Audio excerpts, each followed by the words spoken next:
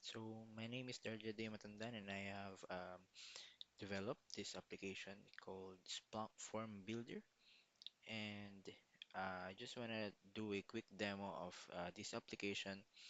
But before that, I want to explain the reason why I created this application. So the first, or the main reason why I created this application is because there are a lot of clients actually, not just clients, but also some Splunk users that I have encountered um, who wants to have a way to easily input data into Splunk, aside from the monitoring of the logs and monitoring of different applications via REST API or via some other technical add-ons. The data that I'm talking about is just the let's say simple data that can be used in maybe some basic analytics in some admin tasks. Like for example, is in this one is a live tracker. I know no one's gonna be using Splunk to do a leave tracker, but that's just an example. Like maybe someone from the team wants to create a dashboard for the leaves of the people in the team, or maybe a host name exclusion request, just like what we have here.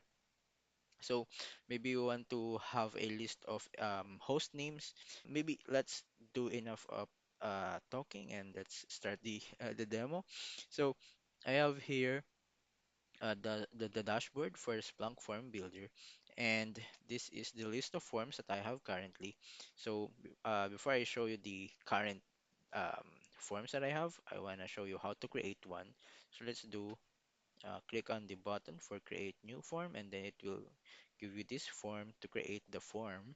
So let's say we wanna get the uh, get user's birthday.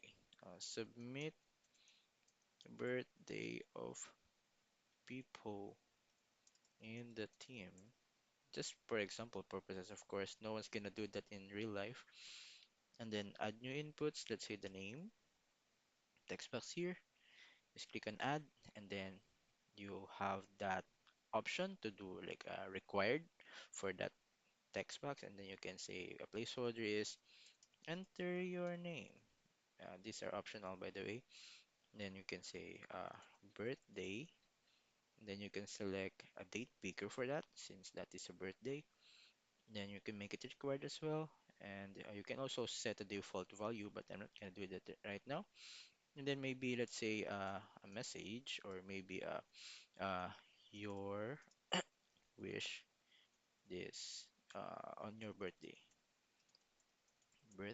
and then let's make that as text area, and then add, and then let's make this as optional, and then let's say for the placeholder, please add your wish for your birthday. You can add an initial value of that for that, but I'm not gonna do that. And then I want this to be saved in, let's say, main index, and then just add, maybe just do demo, and then birthdays. That's gonna be the source. But we're just gonna be using collect command, and then you can either use index or a lookup, or you can use both actually. Let's say I want to use another CSV file as well, aside from the index. So let's do birthdays.csv, and then once you have completed the form, you can save it, and there you go. You already have your form.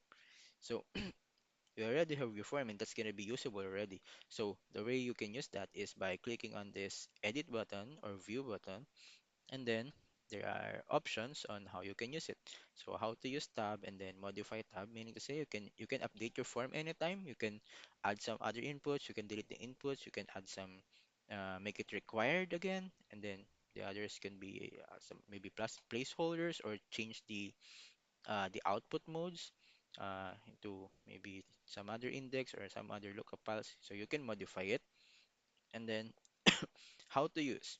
So there are two ways. One is by using the custom form as a visualization in a search, which is if I click this, it will open a search, and then it will show you the visualization as a form. So there you go. You already have your form. It's gonna be usable. You can already use it, submit some entries in there, and uh, let's try it. Uh, Before that, we can see how we have some options here, formatting options, but in this case, it's gonna be form options. So we have option to hide and show the labels. Let's say you wanna hide or show the labels. You can change the form name here. Let's say maybe not that one. Change the alignment, horizontal or vertical. You can also do changing the output index or or override the current um, index and source name. Same thing with lookup and also triggers if you want to trigger some search IDs if you're using this as a visualization in a dashboard. So I'm gonna show you that later. So those are the options that you can use. So let's try it. Maybe let's say my name is Jed, or let's say Daryl Jed, and I'm not gonna use my real birthday, of course. So let's just do 2025. No, let's do maybe, I'm sorry, I'm just very picky. 2008, for example. Yeah. And then my birthday wish is peace in world or world peace. Sorry, wrong spelling. Submit. So once you have submitted, it will prompt you for confirmation, and then once you click on OK, it will say form submitted successfully. So in that case, we can already use that. So we have this index, right? Index is main. I have here a ready search box. So main and then demo, and that is birthdays. You can see here, sorry, birthdays, demo birthdays. So if you run it, you can now see the entry that has been created based on my submitted form details. So I have here the name, the birthday, username, and my wish, of course. Your wish on your birthday. So that's gonna be the form name, for the field name, and we have here world peace as my answer. So that's gonna be for the index, and then let's check out the lookup file, which is, and there you go, you have it. And a good thing here is that you can put it in the dashboard. So for example, here is that let's go back to this form, and then let's say we wanna use host exclusion request form. So the good thing here is that it is reusable. It's not just one time use. Like for example, this one has been already used, and of course this one has already been used before, the other forms here. So what you can do is just go back to this page, click on open form again, and then it will generate the form again for you as a visualization. There you go. And then the other option is to add it to a classic dashboard wherein it generates the XML for you to add in a dashboard. So for example, let's do in search and reporting app. Let's say I wanna create a dashboard.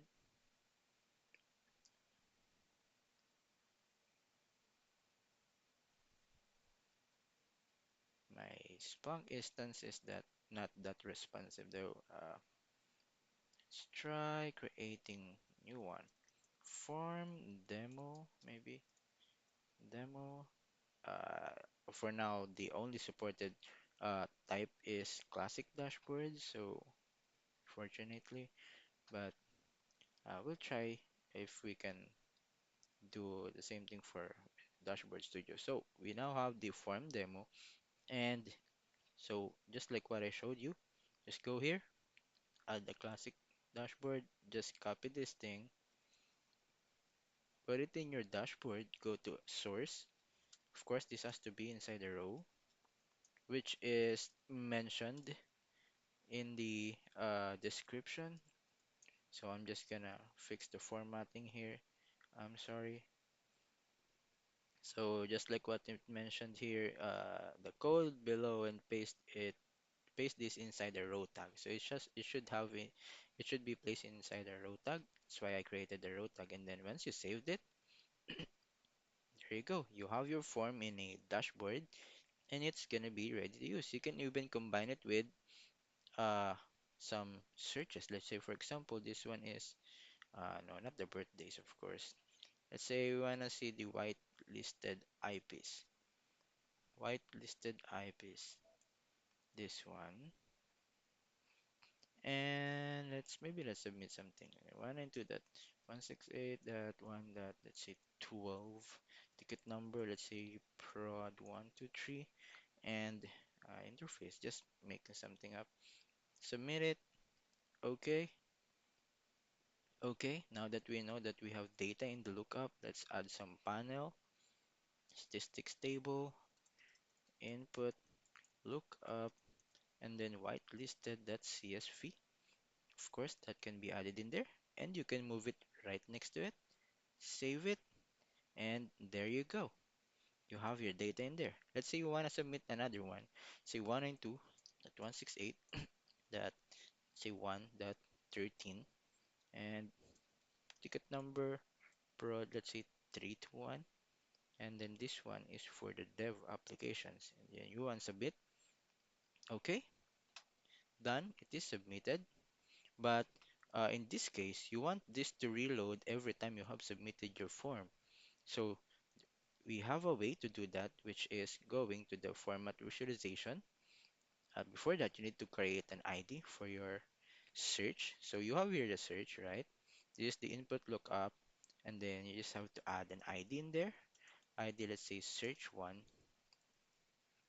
Going back to UI, going to format visualization and triggers, just add the ID and then save it. Now, if we submit again, let's see 192.168.1. Let's say 14, and then produce 213. Say we want all the interface selected. So when we submit it here, click on OK and done. As you can see here, it automatically reloaded the search, and you can do it on multiple, or like if you have let's say five searches you want to reload, you just add it in the format options, comma separated, and then it should work as the same thing.